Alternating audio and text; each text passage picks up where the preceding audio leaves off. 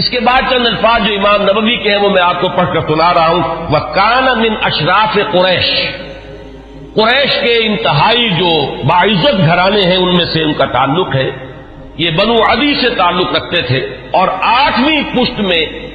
حضور کے ساتھ سلسلہ نسب حضرت عمر فاروق رضی اللہ تعالی عنہ کا مل جاتا ہے. وَإِلَيْهِ كَانَتِ السِّفَارَةُ فِي الْجَاهِلِيَّةِ، اب ان کا جو مقام جاہلیت میں تھا، اس میں بھی سمجھیے ایام جاہلیت سے مراد ہے اسلام لانے سے پہلے جو ان کا مقام اپنے اس نظام میں تھا جو قبائلی نظام تھا عرب کے اندر. قریش میں ان کی حیثیت کیا تھی؟ تو وَإِلَيْهِ كَانَتِ السِّفَارَةُ فِي الْجَاهِلِيَّةِ كَانَتْ قُرَيْشُ إِذَا وَقَعَتِ الْحَرْبُ بَيْنَهُمْ أَوْ بَيْنَهُمْ وَبَيْنَ غَيْرِهِمْ بَعَثُوا سَفِيرًا أَيْ رَسُولًا وَإِذَا نَافَرَهُمْ مُنَافِرٌ أَوْ فَاخَرَهُمْ مُفَاخِرٌ بَعَثُوهُ مُنَافِرًا أَوْ مُفَاخِرًا. اب یہ قبائلی زندگی کا پورا نقشہ اس عبارت میں آ گیا ہے کہ جہاں کہیں کوئی جنگ ہوتی تھی، جھگڑا ہوتا تھا قریش کا خود اپنے اندر دو گھرانوں کے مابین یا قریش کا بحیثیت قبیلہ کسی دوسرے قبیلے سے، تو حضرت عمر کو سفیر کی حیثیت سے بھیجا جاتا تھا. یہ ان کا مقام. اور اگر کہیں کوئی مفاخرت ہو جاتی تھی، کہیں کسی بڑے شاعر اور خطیب نے کھڑے ہو کر وہ اپنے قبیلے کے جو ہے مفاخر بیان کیے، تو وہاں پر پھر مقابلے کے لیے بھی، اس تفاخر کے لیے بھی حضرت عمر کو بھیجا جاتا تھا. تو یہ ان کا مقام اپنی اس زندگی میں تھا. یہیں پر نوٹ کر لیجئے کہ حضرت ابوبکر صدیق رضی اللہ تعالیٰ عنہ کے بارے میں بھی میں نے آپ کو بتایا کہ اسلام لانے سے قبل قریش میں ان کا یہ مقام تھا کہ دیت کے فیصلے وہ کرتے تھے. قبائلی زندگی میں سب سے زیادہ نازک معاملہ ہوتا ہے مقدمات قتل کا فیصلہ. اور ظاہر بات ہے کہ اگر کہیں اپنے گھرانوں کے اندر ہی قتل کا معاملہ ہو گیا ہے تو جان کے بدلے جان کے بجائے اس میں کوشش کی جاتی تھی کہ جو بھی خون بہا ہے وہ دے کر تو جو قاتل ہے کیونکہ اپنے ہی قبیلے کا فرد ہے اس کی جان بچائی جائے. اب اس میں تعین کرنا کہ کتنا خون بہا ہو، یہ کام جو ہے حضرت ابوبکر رضی اللہ تعالیٰ عنہ کے سپرد تھا. تو اس سے بھی اندازہ ہوتا ہے کہ ان کا مقام اپنے اس نظام میں جو پہلے سے قائم تھا وہ کیا تھا. بالکل اسی طرح کا معاملہ جو ہے وہ حضرت عمر رضی اللہ تعالیٰ عنہ کا. حضرت عمر کے اسلام کے بارے میں بہت سی روایات آپ نے سنی ہوں گی اور میں بھی پہلے کئی مرتبہ بیان کر چکا ہوں. میں نے جو اس دور میں مزید مطالعہ کیا تو معلوم ہوا کہ بعض روایات اور بھی ہیں کہ جس سے یہ اندازہ ہوتا ہے کہ جو ان کی ہمشیرہ اور بہنوئی حضرت فاطمہ بنت خطاب اور حضرت سعید ابن زید رضی اللہ تعالی عنہما ان کے ساتھ جو واقعہ ہوا، اندازہ ایسا ہوتا ہے کہ وہ در حقیقت وہ آخری ضرب تھی جو حضرت عمر کے دل پر لگی ہے. اس سے پہلے بھی بعض مواقع پر کچھ ایسے ان کے ساتھ واقعات پیش آ چکے تھے کہ جس سے ان کے دل کے اندر ایک کشمکش جو ہے وہ شروع ہو چکی تھی. مثلا بعض روایات میں آتا ہے کہ ایک مرتبہ حضور صلی اللہ علیہ وسلم جب آ رہے تھے خانہ کعبہ کی طرف تو حضرت عمر نے بھی پیچھا کیا اور وہ مخالفانہ انداز میں پیچھا کیا، لیکن حضور پہلے پہنچ چکے تھے، آپ نے نماز کے لیے نیت باندھ لی تھی. تو اب حضرت عمر جو ہے خاموشی سے سنتے رہے قرآن مجید اور اس کا ان کے دل پر ایک اثر ہوا. انہوں نے اپنے دل میں کہا کہ یہ شخص بہت بڑا شاعر ہے. واقعہ یہ کہ یہ کلام جو یہ پڑھ رہا ہے اس وقت یہ تو بہت ہی اعلیٰ کلام ہے، بہت اونچا کلام. تو معلوم یہ ہوا کہ کہیں نہ کہیں وہ جو ہے بیج وہ پڑ رہا تھا. اسی طرح ایک رات کے وقت ایسا ہوا ہے کہ حضرت عمر کی کسی ہمشیرہ کو وہ ولادت کا مرحلہ درپیش تھا تو کسی دائی وغیرہ کی تلاش کے لیے وہ نکلے ہیں رات کو. اس وقت انہوں نے دیکھا کہ حضور اور آپ کے ساتھ چند اور لوگ ہیں جو کھڑے ہیں اور نماز پڑھ رہے ہیں. تو خانہ کعبہ کے پردوں میں چھپ کر آپ نے پھر حضرت عمر نے اس وقت وہ سنا کہ یہ کیا پڑھ رہے ہیں اور اس سے بھی ان کا کہنا یہ ہے کہ میرے دل کے اندر ایک کشمکش شروع ہو چکی تھی. یہ بات جو ہے نفسیاتی اعتبار سے سمجھ میں آتی ہے. بسا اوقات ایسا ہوتا ہے کہ ایک شخص کے اوپر ایک کسی حقیقت کا انکشاف ہو رہا ہے تدریجاً، لیکن ابھی وہ جو پچھلی عصبیتیں ہیں اپنے آبائی عقائد یا اپنے آبائی دین کے ساتھ جو ایک جذباتی تعلق ہے وہ ابھی اتنا مضبوط ہے کہ ریزسٹ کر رہا ہے، اندر ہی اندر وہ کشمکش جو ہے وہ جاری ہے. لیکن ان روایات سے یہ معلوم ہوتا ہے کہ وہ واحد واقعہ نہیں ہے جو اس وقت ہوا، بلکہ یہ کشمکش ہو رہی تھی.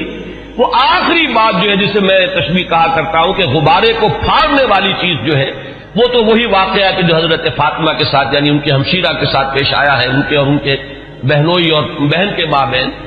کہ حضرت عمر تو نکلے تھے فیصلہ کر کے کہ بس اب تلوار ننگی لے کر کہ حضور کا میں خاتمہ کر کے گھر واپس آؤں گا اور جو ہونا ہے ہو لے. لیکن یہ کہ یہ جو کلکل ہو رہی ہے اور یہ جھگڑا جو قریش کے اندر ہو گیا ہے، گھر گھر جو ہے فساد ہے، باپ بیٹے سے جدا ہو رہا ہے، بھائی بھائی سے کٹ گیا ہے، بیوی شوہر سے علیحدہ ہو رہی ہے، تو یہ فساد ہم کب تک برداشت کریں گے؟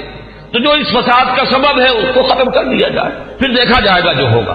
یہ جو میں کہہ رہا ہوں جو دیکھا جائے گا جو ہوگا، اس میں بھی جب تک قبائلی پس منظر سامنے نہ ہو یہ بات سمجھ میں نہیں آئے گی کہ جو چیز انہیں روک نہیں تھی حضور کے خلاف اقدام کرنے پر قریش کو، کفار قریش کو، وہ یہی بات تھی کہ حضور کا جو گھرانہ ہے بنی ہاشم وہ حضور کے پشت پر تھا، اور قبائلی زندگی میں یہ ہوتا ہے کہ اب عقیدہ جو ہے بہرحال بنو ہاشم کے فرد ہے اور خاندان کی حمایت حاصل ہے، اگر حضور کے خلاف کوئی اقدام کرتے تو بنو ہاشم ان کی مدافعت میں اور ان کے ساتھ جو ہے میدان میں آ جائیں گے۔ نتیجہ یہ نکلے گا کہ قریش کے دو گھرانے آپس میں ٹکرا جائیں گے، یا قریش کے مابین جو ہے ان کے اپنے اندر جو ہے ایک کشمکش شروع ہو جائے گی، اور یہ چیز جو ہے جیسے کہ ایک عام محاورہ بھی ہے کہ house divided amongst itself can not stand, تو ہمیں جو مقام حاصل ہے پورے عرب میں، جو سیادت اور قیادت اور چودراہٹ ہماری چل رہی ہے،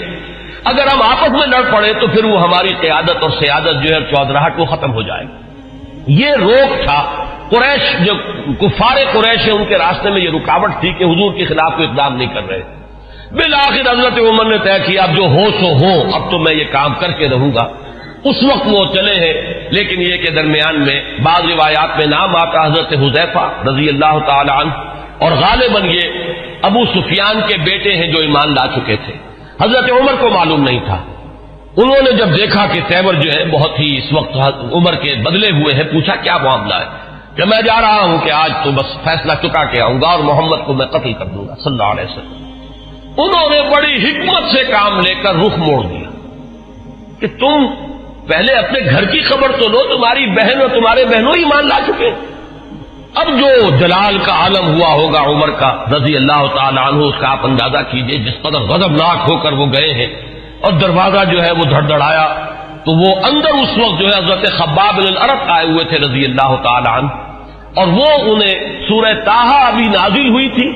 تو میاں بیوی جو ہے حضرت سعید ابن زید اور فاطمہ بنت خطاب جو ان کی زوجہ ہے حضرت سعید کی، انہیں وہ سورہ طٰہٰ پڑھا رہے تھے، تو اسی میں یہ پہنچ گیا، اندازہ ہو گیا عمر ہے، تو انہوں نے چھپایا حضرت خباب کو تو کہ ان کے تو آتے ہی شاید تھر ہی قلم کر دے، میں تو پھر بھی بہن ہوں، اور یہ شوہر جو ہے نہ صرف یہ کہ بہنوئی ہے بلکہ چچا زاد بھائی ہے، اس لیے کہ حضرت عمر کے والد خطاب اور دادا نفیل ہی کے بیٹے تھے حضرت زید۔ میں حضرت اس لیے کہہ رہا ہوں اگرچہ وہ حضور پر وحی کے آغاز سے پہلے جو ہے ان کا انتقال ہو گیا، لیکن موحد کامل تھے وہ، اور ان کے بیٹے حضرت سعید، تو یہ چچا زاد بھائی ہیں آپس میں، تو چچا زاد بھائی بھی ہے بہنوئی بھی ہے، تو کچھ نہ کچھ پاس تو کرے گا۔ لیکن یہ کہ خباب بن الارت رضی اللہ تعالی عنہ اس کا تو جو ہے سر قلم کر دیتے حضرت عمر، لیکن یہ کہ بہرحال اس کے بعد جو واقعہ وہ آپ نے اکثر نے سنا ہوگا، مارنا شروع کیا، بہنوئی کو مارا، لہو لہان کر دیا، بہن آئی ہے درمیان میں،